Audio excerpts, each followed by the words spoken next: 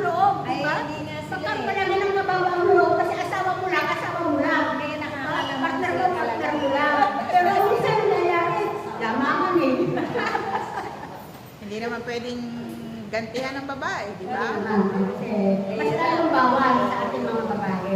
Pero yung iba, na hindi kilala ng Diyos, eh nagagawa nila yun. Pero tayo, dahil kilala natin ang Diyos, eh may tao na tayo.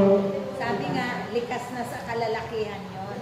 Pero ang hindi nila alam na malaking kasalanan. Amen. Malaking kasalanan yun. Diba?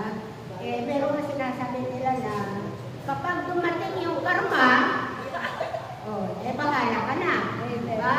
Mga tao patuloy na gumagawa ng ganung bagay, pag dumating yung karma, Sila nga bahala ka. nababayad. Oo. Oo. Yun na ang ano ng Panginoon. Amen. So, palapagin po natin na malakas. Kaya ayos lahat, maging behave lang po tayo sa ating Asawa. partner. Amen. Yun lang po. Maraming salamat. Yun na. Amen. Final na yun kasi